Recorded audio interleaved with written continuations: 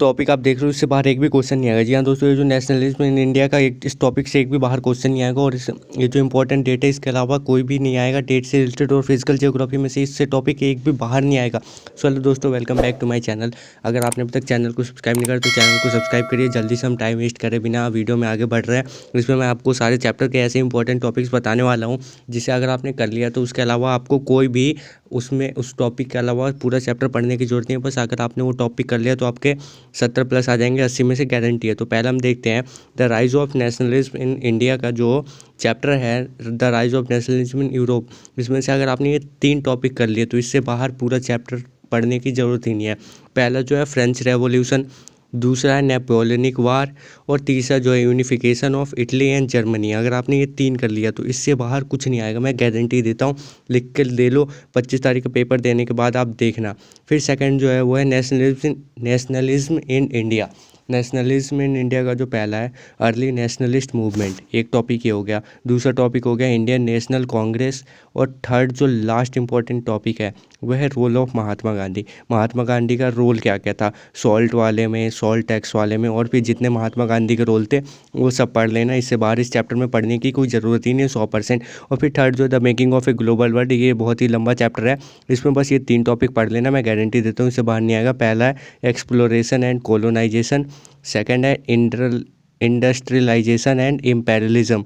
ये जो है ये बहुत ही मेन टॉपिक है। सेकंड वाला जो है इंडस्ट्रियलाइजेशन एंड इम्पेरियलिज्म, कैसे इंडस्ट्री लगी थी, कब सेट हुई थी, कौन कौन सा टैक्स देना पड़ता था। और थर्ड जो है world wars and there impact, ये भी आपको पढ़ना होगा। हम देखते हैं द एज ऑफ इंडस्ट्रियलाइजेशन। इसमें आपको क्या करना है, इसमें आपको एक टॉपिक है इंडस्ट्रियल रिवॉल्यूशन इन ब्रिटेन, आपको ये करना होगा। फिर सेकंड है impact of industrialisation in society पे इंडस्ट्रियलाइजेशन का क्या इम्पैक्ट पड़ा था। फिर जो है third labour movement and trade, labour जो इधर से उधर मूवमेंट होते थे, और ट्रेड जो यूनियन ट्रेड था उसके बारे में आपको लिखना है। फिर जो है work life and leisure chapter है, उसमें आपको कौन कौन सा है। पहला है चेंजेस इन अर्बन लाइफ में चेंज कैसे हुए थे। सेकंड है emergence of new social classes कैसे उमड़ी थी। फिर थर्ड है impact of industrialisation on the women के ऊपर इम्पैक्ट कैसे पड़ा था इंडस्ट्रियलाइजेशन का। आपको इसमें ये बताना होगा कि वुमेन जो थी औरतें उसके ऊपर कैसे इम्पैक्ट पड़ा था इंडस्ट्रियलाइजेशन की वजह से, जैसे उनकी जॉब लग गई थी। फिर थर्ड जो नोबल सोसाइटी एंड हिस्ट्री, इसमें आपको जो पहला है emergence of the novel as a literacy form, novel को कैसे पढ़ने के फॉर्म में लाया गया था। फिर सेकंड है social and historical context of novel, novel का जो सोशल एंड पुरानों में जो था वो कंटेक्स्ट है उसका टॉपिक वाला जो है वो पढ़ लेना। फिर थर्ड जो रोल ऑफ नोवेल्स को क्या रोल रहा था पब्लिक ओपिनियन को चेंज करने में, जैसे न्यूज़पेपर पे पब्लिक किया जाता था। फिर इसका की कॉन्सेप्ट क्या है। पहला जो है नेशनलिज्म एंड इम्पेरियलिज्म, बहुत ही इंपॉर्टेंट है। फिर सेकंड है इंडस्ट्रियलाइजेशन एंड इट्स इम्पैक्ट। ये सारे इंपॉर्टेंट टॉपिक है, मोस्ट इंपॉर्टेंट टॉपिक है। इसमें से 5 नंबर के क्वेश्चन बनेंगे, और जो 5वां लास्ट है बहुत ही इंपॉर्टेंट है और हर साल आता ही आता है, जो है ग्लोबल कनेक्शन एंड इंटरेक्शन। ये 5 नंबर का पूछा जाता है। फिर हम देखते हैं इंपॉर्टेंट डेट्स एंड इवेंट। ये 6 जो डेट है आपको ये याद कर लो, लिख लो, कहीं पे स्क्रीनशॉट ले लो। ये आएगा, गारंटी से देता हूँ मैं, ये आएगा ही आएगा। पहला है फ्रेंच रेवोल्यूशन कब हुआ था 1789 में, Indian rebellion of 1857, unification of Italy 1861 में हुआ था, यूनिफिकेशन ऑफ जर्मनी 1871 में हुआ था। फिर वर्ल्ड वार फर्स्ट हुआ था 1914 से 1918। फिर हम देखते हैं जियोग्राफी के मोस्ट इंपॉर्टेंट टॉपिक्स। तो पहला है योर प्लानट अर्थ का हमें क्या पढ़ना होगा। अर्थ का structure, latitude, longitude, time zone, कहाँ पे वेरिएशन होता है, लॉन्गिट्यूड पे होता है, लैटिट्यूड पे ये। फिर ग्लोब एंड मैप्स, इसका मैप और ग्लोब्स में जैसे types of maps, scale, projection, map reading. फिर थर्ड है वाटर रिसोर्सेज, सोर्स कहाँ से आता है, यूज़ कहाँ से होता है, agriculture, mineral and energy sources आपको पढ़ना है। फिर हम देखते हैं ह्यूमन ज्योग्राफी में जो पहला है population distribution, density, growth, migration, ये पॉपुलेशन का कैसे इम्पैक्ट पड़ता। फिर human settlement, types of factors influencing settlements of urbanisation, जब अर्बनाइजेशन था वो लोग इधर से उधर जा रहे थे तो कैसे सेटल हो रहे थे। फिर transport and communication, modes, importance, क्या इम्पैक्ट पड़ा था ये सब। और इंटरनेशनल ट्रेड का बेनिफिट और इम्पोर्टेंस आपको बताना है। फिर है फिजिकल इन्वायरमेंट, फिजिकल फीचर जैसे माउंटेन्स का क्या फैक्ट, माउंटेन्स कैसे अफेक्ट करता है, प्लेन्स, आइलैंड, ये सब हमें कैसे यूज़फुल है। फिर क्लाइमेट का factors, types, distribution, impact. Natural vegetation types कौन कौन से होते हैं, डिस्ट्रीब्यूशन किस किस प्रकार से हुआ है, इंपॉर्टेंस कैसे हुआ है, फिर wild life and conservation importance क्या है उसका, हमारे कैसे यूज़फुल होगा। भाई इससे बाहर मैं गारंटी देता हूँ, इससे बाहर कुछ आ ही नहीं सकता, गारंटी लिख के ले लो।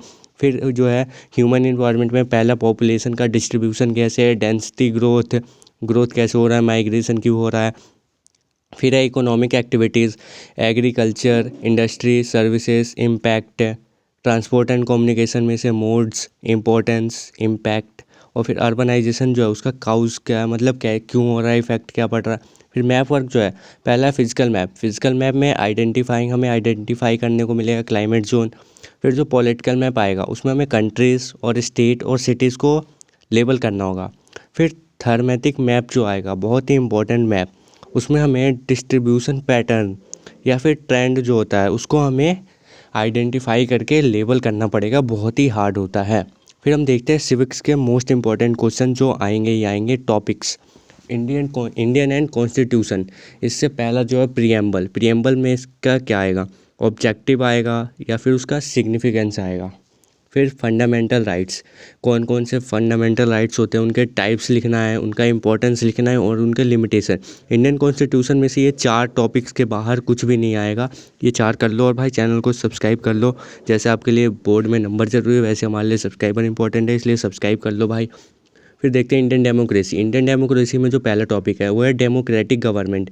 पहला है उसके फीचर, फिर उसके एडवांटेज। सेकंड है election process, types of election, importance, उसका क्या इंपॉर्टेंस है, इलेक्ट्रोल फॉर्म जैसे पेरेंट्स जो मतलब फैमिली इलेक्शन जो होता है, सारे फैमिली के मेम्बर ही रहते हैं, वो सब है। वर्किंग ऑफ इंडियन गवर्नमेंट, इसमें सेपरेशन ऑफ पावर जैसे लेजिस्लेटिव, जुडिशरी, एग्जीक्यूटिव में पावर सेपरेट होता है। फिर पार्लियामेंट, स्ट्रक्चर क्या है, फंक्शन क्या है, इंपॉर्टेंस क्या है। फिर है executive, president, prime minister, council of minister, ये सब कैसे एग्जीक्यूट है। फिर जुडिशरी का क्या रोल है, supreme court, high court, subordinate, ये सब कैसे डिवाइड और क्या रोल है, इससे बाहर कुछ नहीं आएगा इस चैप्टर में। फिर राइट एंड रिस्पॉन्सिबिलिटीज़, पहला है राइट टू इक्वलिटी, उसका इंपॉर्टेंस और उसका क्या इम्प्लीमेंट है। फिर सेकंड है राइट टू फ्रीडम, इंपॉर्टेंस क्या है, इम्प्लीकेशन क्या है। थर्ड है right to freedom of religion, हमें रिलीजन का जो फ्रीडम है वो, फिर उसका इंपॉर्टेंस और उसका इम्प्लीकेशन। फिर फोर्थ है right to constitutional remedies, constitutional remedies का हमें राइट, उसका इंपॉर्टेंस और इम्प्लीकेशन। फिर इंपॉर्टेंट कॉन्सेप्ट क्या है, डेमोक्रेसी का definition, features, advantage, disadvantage. Second है सेकुलरिज्म, उसका डेफिनेशन याद कर लेना, इंपॉर्टेंस, इम्प्लीकेशन, इन सब का यही याद कर लेना। थर्ड है फेडरलिज्म। फोर्थ है डिसेंट्रलाइजेशन का डेफिनेशन आता है 2 नंबर में, फिर उसका इंपॉर्टेंस भी आ जाएगा और फिर इम्प्लीकेशन। इन सबको मिला के पूरा डिसेंट्रलाइजेशन 5 नंबर का अकेले आ सकता है। फिर है पॉलिटिकल साइंस में पहला इंडियन कॉन्स्टिट्यूशन, इसमें preamble, fundamental right, fundamental duties, directive principle of states. पहला प्रियम्बल में ऑब्जेक्टिव और उसका सिग्निफिकेंस आएगा। सेकंड है फंडामेंटल राइट्स, उसके टाइप्स और इंपॉर्टेंस और लिमिटेशन आपको लिखना होगा। फिर थर्ड है फंडामेंटल ड्यूटीज़, उसके इंपॉर्टेंस और रोल ऑफ सिटीज़न।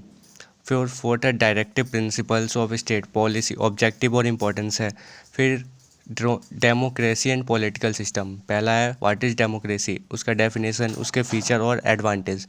सेकंड है टाइप्स ऑफ डेमोक्रेसी, डायरेक्ट लिख दो, इनडायरेक्ट या फिर लिबरल या फिर सोशलिस्ट, इन सब को यूज़ करके आप लिख सकते हो। फिर थर्ड है डेमोक्रेटिक गवर्नमेंट, उसके फीचर्स, एडवांटेज। फोर्थ है comparison with other forms of government, monarchy, aristocracy, oligarchy, इन सब में आपको कंपेयर करके लिखना है।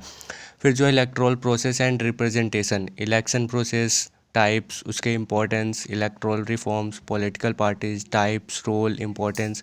फिर थर्ड है कोऑर्डिनेशन गवर्नमेंट, उसके एडवांटेज, उसके चैलेंजेस, रिप्रेजेंटेशन, टाइप्स, इंपॉर्टेंस।